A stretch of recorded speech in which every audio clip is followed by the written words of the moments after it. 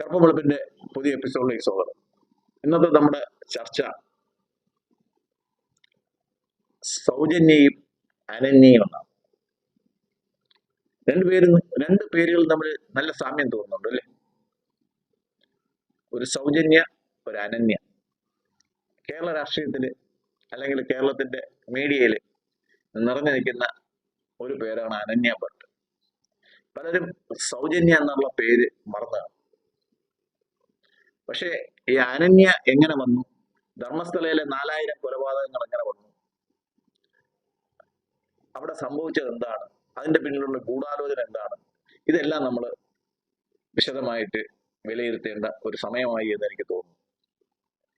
ഇത് സംബന്ധിച്ചുള്ള വീഡിയോകൾ സമൂഹ മാധ്യമത്തിൽ കണ്ടപ്പോഴത്തേക്ക് ഞാൻ അതിനോട് പ്രതികരിക്കാൻ പോകാത്തതും അതിന് അനുകൂലമായിട്ടും പ്രതികൂലമായിട്ടും വീഡിയോകൾ ചെയ്യാതിരിക്കാത്തതിൻ്റെയും കാരണം നമുക്ക് മനസ്സിലാകാത്ത ഒരുപാട് കാര്യങ്ങൾ അതിനകത്ത് ഉണ്ടായതുകൊണ്ടാണ്. ഒരു ഭാഗത്ത് പറയുന്നു, ഒരു അമ്മ വന്നിട്ട് പറയുന്നു, എന്റെ മകള് MBBS പഠിച്ചുകൊണ്ടിരുന്ന എന്റെ മകളെ കാണുന്നില്ല, സുജാത ഭട്ട്. അവള് മെഡിസിൻ പഠിച്ചുകൊണ്ടിരിക്കുമ്പോഴത്തേക്ക് ഒരു ദിവസം ധർമ്മസ്ഥല എന്ന് പറഞ്ഞ ക്ഷേത്രത്തിൽ വന്നു. അവിടെ വെച്ചിട്ട് അവളെ ആരോ റേപ്പ് ചെയ്ത് കൊന്നു. ആ അമ്മ പറയുന്ന ദയനീയമായ വാക്ക്, അവസാന കർമ്മം ചെയ്യാൻ എന്റെ മകളുടെ ഒരു അസ്ഥിയെങ്കിലും തരൂ എന്ന് പറയുമ്പോഴത്തേക്ക് ആ അമ്മയെ അവിശ്വസിക്കാൻ നമുക്ക് പ്രത്യേകിച്ച് കാര്യങ്ങളും കാരണങ്ങളൊന്നും കണ്ടില്ല. നമ്മളെപ്പോഴും മലയാളത്തിൽ പറയും പെറ്റ വയറിന്റെ ആ വേദന എന്ന് പറയുമ്പോഴത്തേക്ക് അത് നമ്മളെ ഒരുപാട് ബ്ലാക്ക്മെയിൽ ചെയ്യാൻ ഉപയോഗിച്ചതാണ് ആ സ്ത്രീ. ആ സ്ത്രീ എന്നുള്ള ആ വംശത്തിന് പോലും ഒരു പേരുദോഷം ഉണ്ടാക്കിയതാണ് സുജാത ഭട്ട് എന്ന് പറയുന്ന സ്ത്രീ. ഒരു അമ്മ വന്നിട്ട് എന്റെ മകളാണ്, അവൾ മരിച്ചുപോയി, അവൾ അസ്ഥി വേണം എന്ന് പറയുമ്പോഴത്തേക്ക് നിങ്ങൾ കള്ളമാണ് പറയുന്നത്, നിങ്ങൾ പോപ്പുലർ ഫ്രണ്ടിന്റെ ആളാണെന്ന് പറയാൻ നമുക്ക് പറ്റത്തില്ല. അപ്പോൾ അവർ പറഞ്ഞത് നമ്മൾ ആദ്യത്തെ രീതിയിൽ വിശ്വസിച്ചു. രണ്ടാമത് വരുന്നത് അവിടുത്തെ ശുചീകരണ തൊഴിലാളി എന്ന് പറയുന്ന ആള് പറയാണ്, ഞാൻ ആദ്യം പറഞ്ഞ് ഞാൻ 100 പേരെ കുഴിച്ചിട്ടു, പിന്നെ 200 300 അവസാനം അത് 4000 വരെ എത്തിയെന്നാണ് എനിക്ക് മനസ്സിലാവുന്നത്.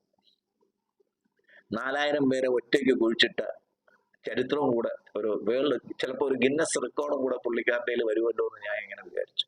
അപ്പോഴും നമുക്ക് തോന്നി പ്രതികരിക്കാൻ സമയമായിട്ടില്ല. പെട്ടെന്ന് ആക്ഷൻ കൗൺസിൽ വരുന്നുണ്ട്. അപ്പോഴ് ഞാൻ ഈ ചില കാര്യങ്ങളിൽ നമ്മൾ പുറകോട്ടുള്ള കാര്യങ്ങൾ നമ്മൾ ചുഴിഞ്ഞു നോക്കാറുണ്ട്. ഞാൻ ഈ അനന്യ ഭട്ടിന്റെ കാര്യം സെർച്ച് ചെയ്ത് നോക്കുമ്പോഴത്തേക്ക്, ഈ ജില്ല തിരിഞ്ഞു നോക്കുമ്പോഴത്തേക്ക്, സൗജന്യ എന്ന് പറഞ്ഞ ഒരു പെൺകുട്ടി 2012 റേപ്പ് ചെയ്ത് കൊല്ലപ്പെട്ടതിന്റെ ഒരു കേസ് എന്റെ ശ്രദ്ധയിൽപ്പെട്ടു. അപ്പോഴും ഞാൻ ആലോചിച്ചു, സൗജന്യ അനന്യ ഇതത്ര ശരിയല്ലല്ലോ എന്നൊരു ധാരണ വന്നു. പിന്നെ ഞാൻ വിചാരിച്ചു അത് വെറും സാങ്കേതികമായിട്ടുള്ള ഒരു കോയിൻസിഡൻസ് ആയിരിക്കാമെന്ന് വിചാരിച്ചു. പിന്നീട് ഇത് വളരെ ബ്ലോണപ്പ് ആയപ്പോഴത്തേക്ക് എനിക്ക് ആ പ്രദേശം സന്ദർശിക്കണമെന്നുണ്ടായിരുന്നു. പക്ഷെ പല കാരണങ്ങളാൽ സാധിച്ചില്ല.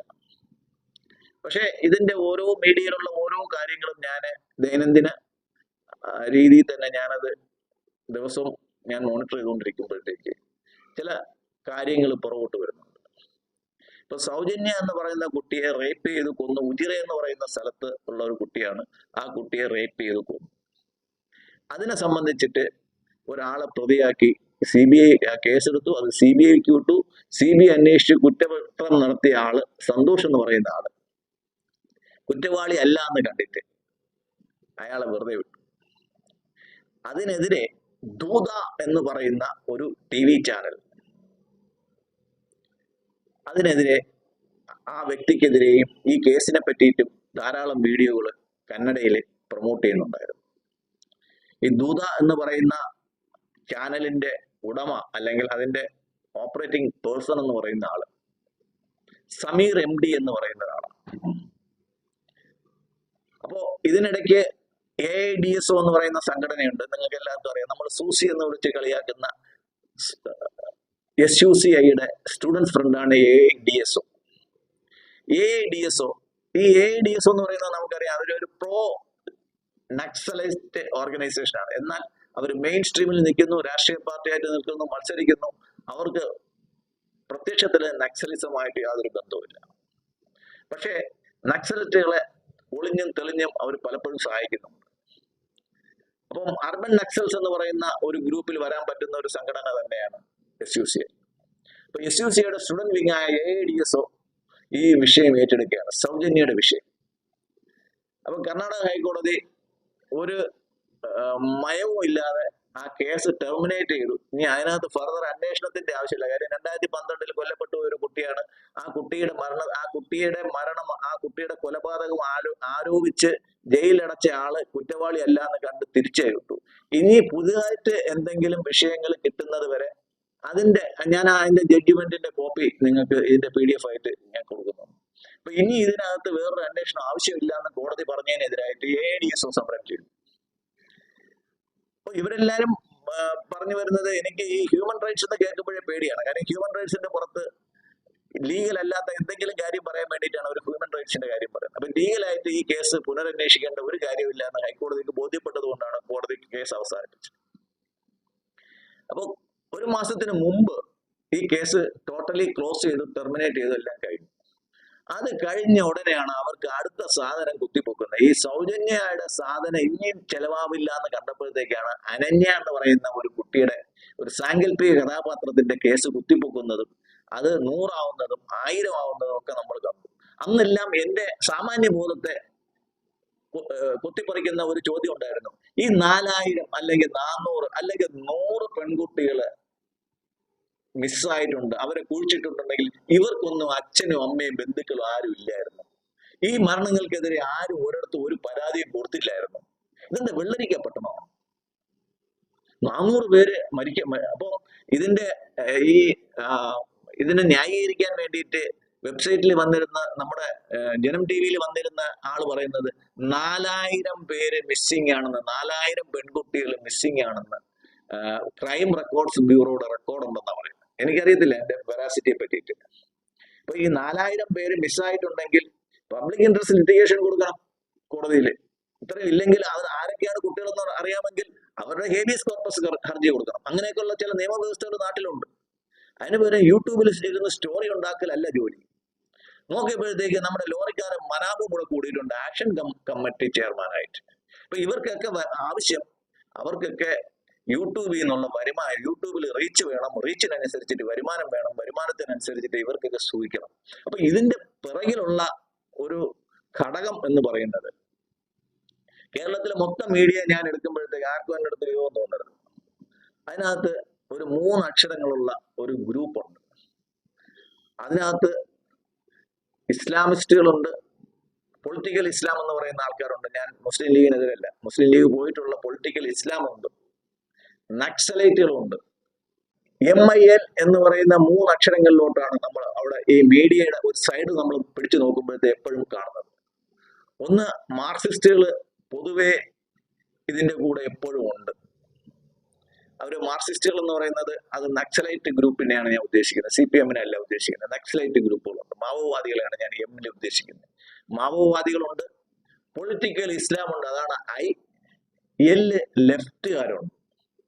ഈ ലെഫ്റ്റുകാര് ആദ്യം ലെഫ്റ്റ് ആയിട്ട് നിൽക്കും, കുറച്ചുകൂടെ കഴിയുമ്പോഴത്തേക്ക് അവർ പൊളിറ്റിക്കൽ ഇസ്ലാമിലോട്ട് പോകും, കുറച്ചുകൂടെ കഴിയുമ്പോഴത്തേക്ക് അവര് മാവോയിസത്തിലോട്ട് പോകും. ഇത് 3 ഒന്നാണ്. നമ്മുടെ മാധ്യമ പ്രവർത്തകരിൽ 90% പേരും ഈ ഒരു ഗ്രൂപ്പിനകത്ത് വരുന്നവരാണ്. ഇവരാണ് ഈ സ്റ്റോറികളെല്ലാം പടച്ചുണ്ടാക്കുന്നത്. അത് നമ്മുടെ ഏത് മീഡിയ എടുത്ത് നോക്കി കഴിഞ്ഞാൽ അവർ ഈവൻ ജനം TVക്കകത്ത് പോലും ആ രീതിയിൽ സംസാരിക്കുകയും ഇടപെടുത്തുകയും ചെയ്യുന്ന ആൾക്കാരെ നമ്മൾ കണ്ടിട്ടുണ്ട്. വെറുതെ ഒരു വാദം പറയാൻ വേണ്ടിയിട്ട് ഒരു ആള് അപ്പുറത്തുനിന്ന് കൊണ്ടിരുത്തും. അവർ പറയുന്ന വൃത്തികേടുകൾ നമ്മുടെ തലയിൽ കയറ്റിവിടേണ്ട ആവശ്യം ജനം TVക്ക് ഇല്ലല്ലോ. ജനം TV പോലും, അല്ലെങ്കിൽ ജനം TVക്ക് അകത്തുള്ള ചില വ്യക്തികൾ പോലും, ചില ജേർണലിസ്റ്റുകൾ പോലും ഈ MIL ഗ്രൂപ്പിന്റെ ആൾക്കാരായിട്ടുണ്ടെന്ന് നമുക്ക് സംശയിക്കേണ്ടിയിരിക്കുന്നു. ഇവരെല്ലാരും കൂടെ ചേർന്ന് SDPI-യും നിരോധിച്ച പോപ്പുലർ ഫ്രണ്ടും ലെഫ്റ്റും മാവോയിസ്റ്റുകളും AIDS-ഉം ഒക്കെ കൂടെ ചേർന്നിട്ടാണ് ഈ കഥ രണ്ടാമത് പൊക്കിക്കൊണ്ടുവരുന്നതെന്ന് നമുക്ക് ഈ ചിത്രങ്ങളിൽ നിന്ന് നമുക്ക് മനസ്സിലാവും. 4000 പേരെ കൊന്നിട്ട് ഇന്ന് വരെ ആരും ഒരു പരാതി പറഞ്ഞില്ല എന്ന് പറഞ്ഞു കേട്ടാൽ, അത് രണ്ടിടത്തും BJP ആണ് ഭരിച്ചിരുന്നെങ്കിൽ, അവിടെ കേരളത്തില് CPM ആണ് ഭരിക്കുന്നത്, കർണാടകത്തിൽ കോൺഗ്രസ് ആണ് ഭരിക്കുന്നത്, രണ്ടിടത്ത് BJP ആണ് ഭരിക്കുന്നുണ്ടെങ്കിൽ ഇവർ പറയുന്ന കഥയ്ക്ക് ശകലമെങ്കിലും വിശ്വാസ്യത ഉണ്ടാവുമായിരുന്നു.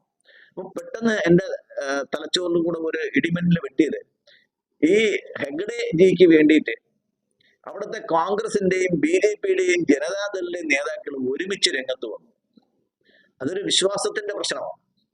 അപ്പോൾ ഹൈന്ദവ വിശ്വാസ സ്ഥാപനങ്ങളെ ഉന്മൂലനം ചെയ്യാനുള്ള ഒരു ഒരു ഗൂഢാലോചന നമ്മുടെ ഈ MIL എന്ന് പറയുന്ന ഗ്രൂപ്പിനകത്ത് നിന്ന് വർഷങ്ങളായിട്ട് നടക്കുന്നുണ്ട്. അത് ശബരിമലയുടെ ഇഷ്യൂ ആയാലും ശരി തന്നെ, ഗുരുവായൂരിന്റെ ഇഷ്യൂ ആയാലും ശരി തന്നെ, ധർമ്മസ്ഥലയുടെ ഇഷ്യൂ ആയാലും ശരി തന്നെ, രാമക്ഷേത്രത്തിന്റെ ഇഷ്യൂ ആയാലും ശരി തന്നെ, അങ്ങനെ ഏത് ഹൈന്ദവ ക്ഷേത്രങ്ങളിലെയും ഹൈന്ദവ ആരാധനാ കേന്ദ്രങ്ങളിലെയും കാര്യങ്ങൾ വരുമ്പോഴത്തേക്കും ഈ MIL എന്ന് പറയുന്ന 3 പേരും കൂടെ ഒരുമിച്ച് നിൽക്കുന്നതാണ് നമ്മൾ കാണുന്നത്.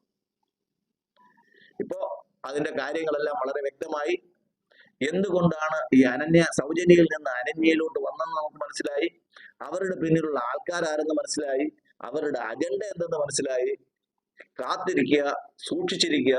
ഇനിയും ഇത്തരം പ്രൊപ്പഗണ്ടകള് നമ്മളെ മീഡിയയിൽ വരും. അത് കേട്ടുകൊണ്ട് ആരും ക്യാമറ എടുത്തുകൊണ്ട് ചാടി പുറപ്പെടരുത്. വളരെ ആലോചിച്ചിട്ട് വളരെ സൂക്ഷ്മതയോടെ വേണം നമ്മൾ ഈ പബ്ലിക്കിന്റെ ഇടയിലുള്ള മീഡിയ നമ്മൾ കൈകാര്യം ചെയ്യാൻ.